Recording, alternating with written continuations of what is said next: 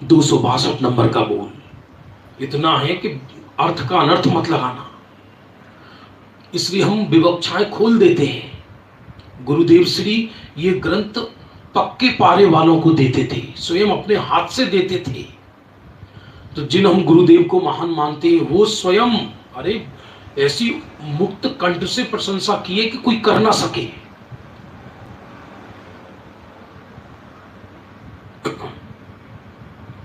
कभी कभी व्यक्ति के अंदर बंधु हो, कभी कभी व्यक्ति के अंदर धर्म क्षेत्र में भी जेल सी होने लगती है।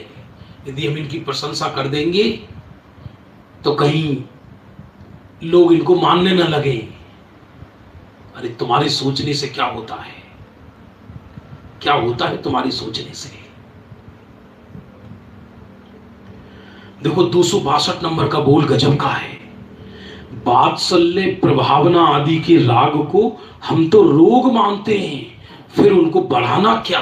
हल्लो, अब इसे भरी सभा में यदि इस विषय को ले लो तो वो कहे कि ये कैसा आगम है भैया। वात्सल्य प्रभावना आदि के राग को हम तो रोग मानते हैं। अब इसका अभिप्राय समझना बस। कहा अमरचंद्र आचार्य देव आत्मानुशासन में, स्वामी समंत्र भद्र देव रतनकंड श्रावकाचार्य में, सागार धर्मामृत में पंडित आसाधर जी, ज्ञानानंद श्रावकाचार्य में अमित गति आचार्य, अन्य सब ब्रह्मचारी रायमल जी, सॉरी वो कह रहे हैं कि सम्यक्त्वियों के 8 अंग होते हैं और बिना 8 अंग के सम्यक्त्वी शोभा नहीं देता। यहां ये कह रहे हैं ये आर्टिफिशियल वात्सल्य और प्रभावना का निषेध है इस बोल में। जैसे एक मां को बच्चे के प्रति सहज वात्सल्य होता है, प्रेम होता है, वो उसका प्रदर्शन नहीं करती फिरती। रक्षाबंधन आ रहा है, एक दूसरे को तग्गा बांध रहे, धागा बांध रहे, ऐसा करके व्हाट्सएप पे एक दूसरे को भेज रहे और अंदर में एक दूसरे का यश नहीं देखा जाता, एक दूसरे की प्रशंसा नहीं सुहाती, एक दूसरे का चेहरा नहीं सुहाता, तो कैसा वात्सल्य है। एक इंद्रियों को तो बचा रहे, पानी छान छान के पी रहे, जीव मर ना जाए, और संगी पंचेंद्री को खंजर चलाए व्यक्ति, मन से पसंद ना करे। हद हो गई। ये तो वात्सल्य का अक्रम हो गया, क्रम नहीं रहा। हिंसा का ही क्रम नहीं है इसमें। जो तुम्हारी आंखों के सामने है उनके प्रति तो द्वेष है, जो तुम्हें नजर नहीं आ रहे उनको बचा रहे हो, उन जीवों को। ये कहां लिखा है ग्रंथों में? कौन से ग्रंथों में लिखा है, जरा बताना हमको। इसलिए वात्सल्य प्रभावना नहीं होता ज्ञानी के, ऐसा नहीं है। लेकिन श्रद्धा, जिसे हम ऊपरी प्रभावना और वात्सल्य, देखो तो सही, आत्मानुशासन में सम्यक्त अधिकार में अमरचंद्र प्रभु कहते हैं आत्मा में रत्नत्रय का तेज उत्पन्न होना, ये प्रभावना है। और ऐसी जिसके प्रभावना हुई सहज, उसके बाहर में प्रभावना हो तो भी प्रभावना अंग वाला है, और नहीं हो तो भी प्रभावना अंग वाला है। ऐसी जिसे अपने से प्रेम नहीं, वो दूसरे से प्रेम क्या करेगा। एक मुनि भगवंत, सुनो सुनो सुनो, सुनना ध्यान पूर्वक, आत्म ध्यान में लीन है और हिरण के पीछे शेर भाग रहा है और मुनिराज रिद्धिधारी है। एक पल में चाहे तो शेर को कीलित कर दे और हिरण बच जाए, लेकिन एक दिन की कथा थोड़ी है ये। जंगल में तो डेली चित्कार मचा रहता है। चित्कार तो क्या करेंगे, सुबह से शाम तक कीलित करते रहेंगे मुनिराज शेर को, और शेर हिरण को फाड़ कर खा रहा है। ऐसे जंगल में दृश्य बनते ही रहते हैं। मुनिराज को कभी कभी वो दृश्य भी नजर आ जाते हैं तो भी आंख बंद करके स्वरूप में चले जाते हैं। तो क्या मुनिराज में वात्सल्य कम है क्या? ये लौकिक वात्सल्य की बात नहीं चल रही, ये अलौकिक वात्सल्य है। इसलिए बाहर में जो आर्टिफिशियल वात्सल्य, आर्टिफिशियल प्रभावना है, उसको, उसके राग को तुम रोग मानते हैं।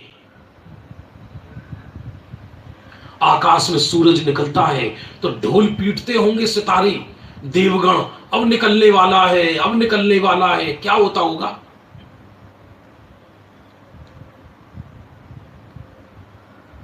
एक पुष्प निकलता है, स्वयं अपनी खुशबू में मस्त है।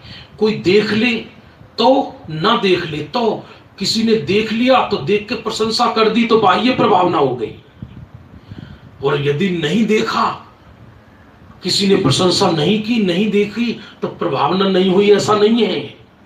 एक अकृत्रिम जिनबिंब, सुनो सुनो सुनो, उससे अनंतों जीवों को सम्यक्त में निमित्त होती है। अनंतों कह रहा हूं, क्योंकि अनंत काल तक रहेगी। देवगण निरंतर अनादिकाल से अकृत्रिम जिनबिंबों के दर्शन करने जाते हैं, जा रहे हैं और जाते रहेंगे, और वो जिनबिंब सम्यक्त में निमित्त हो रही है। वो लोग कोई उपदेश भी नहीं दे रही।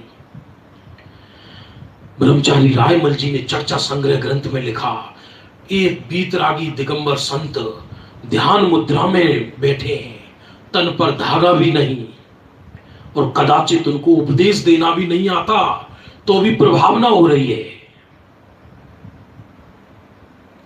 एक मिथ्या दृष्टि, एक साथी से मिथ्या दृष्टि से मौन मिथ्या दृष्टि की प्रभावना असंख्यात गुणी है, और एक वक्तव्य करते हुए सम्यक दृष्टि की प्रभावना से मौन पंचम गुण स्थानवर्ती की प्रभावना अधिक है, और एक वक्तव्य करते हुए पंचम गुण स्थानवर्ती की प्रभावना से मौन मुनि भगवंत की प्रभावना असंख्यात गुणी है, और एक मुनिराज की प्रभावना से असंख्यात गुणी प्रभावना एक थावर प्रतिमा की कही है, जिनबिंब की। हाँ, वो भी है, बाहर में भी प्रभावना इत्यादि होती है।